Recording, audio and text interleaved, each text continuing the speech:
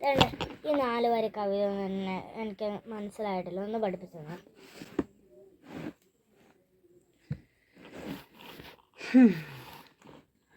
മധുരംഗായതി പിക്കബോധാം രുചിരം നൃത്യതി കേകീഗണഃ കാകാഹംസ കീരകബോധാം നീഢാന്യേവം രചയന്തി. അതിൻ്റെ അർത്ഥം അറിയോ? മധുരം ഗായതി പിക്കബോധ. പിക്കബോധ എന്ന് പറഞ്ഞിട്ടാ കുയില് മധുരമായിട്ട് ഗാനം ആലപിക്കുന്നു. പിന്നെ രുചിരം നൃത്യതി കേകീഗണഃ.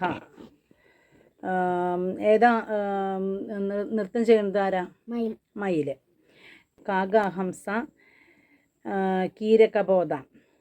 കാക്കയും പിന്നെ ഹംസം എന്ന് പറഞ്ഞാൽ എന്താണ്? അരയന്നവും.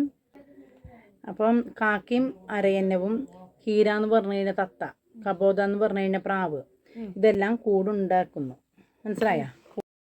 അമ്മ ഇതൊക്കെ പഠിപ്പിച്ചത് മതി. ഇനി ഒരു കാര്യം ചോദിച്ചേട്ടാ നമ്മുടെ അടുത്ത്. എൻ്റെ കൂട്ടുകാരില്ലേ ഒരു വാടക വീട്ടിൽ താമസിക്കണം. വാടക വീടാണെങ്കിൽ എന്നെ വലുതാരവോ, നല്ല കാർപോച്ച്, നല്ല വീട്, നല്ല ആംബിയൻസ് ഒക്കെ. അമ്മ നമുക്കും അവിടുത്തെ സൈഡിൽ വേറെ വാടക വീടുണ്ട്, അവിടെ പോയാലോ? നിനക്കെന്താ കുഴപ്പം? പ്ലീസ് അമ്മ. വാടക വീടിൻ്റെ പ്രശ്നങ്ങൾ എന്നിട്ടാണ് നിനക്ക് വല്ല അറിയോ? ഇതിപ്പോൾ നിനക്ക് ഇവിടെ വന്ന് ഏത് റൂമിൽ കയറിയിരിക്കാം, നിനക്ക് എവിടെ വേണമെങ്കിലും തുള്ളിച്ചാടി നടക്കാം, പറമ്പിൽ തുള്ളിച്ചാടി നടക്കാം, നിൻ്റെ പറമ്പിൽ എന്ത് സാധനം വെച്ച് പിടിപ്പിക്കാം. ഒരു വാടക വീട്ടിൽ പോയി കഴിഞ്ഞാൽ മാസം വാടക കൊടുക്കണം. രണ്ടാമത്തെ കാര്യം എന്ന് പറയണത്, വാടക വീടിൻ്റെ പ്രശ്നം എന്ന് പറയണത് അവർക്ക് അധികം അതിഥികളൊന്നും ആ വീട്ടിൽ വന്ന് നിൽക്കുന്നത് ഇഷ്ടമല്ല, വാടകയ്ക്ക് കൊടുക്കുന്ന ആൾക്കാർക്ക്. മനസ്സിലാവണ്ട? അവർ പറഞ്ഞ ആൾക്കാർ ഇപ്പോൾ ഒരു 5 പേരാണ് വാടകയ്ക്ക് താമസിക്കാൻ ചെല്ലുന്നത് പറഞ്ഞാൽ 5 പേരിലും കൂടുതൽ ഒരാൾ വന്നു കഴിഞ്ഞാൽ അവരെപ്പോഴും ചോദിച്ചുകൊണ്ടിരിക്കും, അതാരാ വന്നേ, എന്തിനാ വന്നേ, എങ്ങനെയാണ് പോണേന്നൊക്കെ ചോദിച്ചുകൊണ്ടിരിക്കും. പിന്നെ അവർ എവിടേക്ക് പോവുകയാണെങ്കിലും നീ ഗ്യാസ് നോക്കിയാ?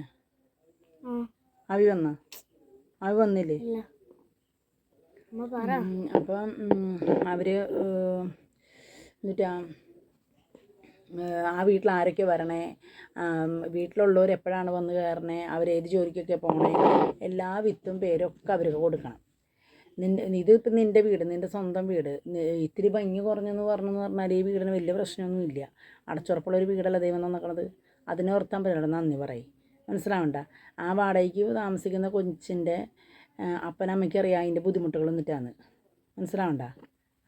അവരുടെ വീട്ടിൽ എത്ര പേരുണ്ട്? ഞാനും ചോദിച്ചിട്ടില്ല.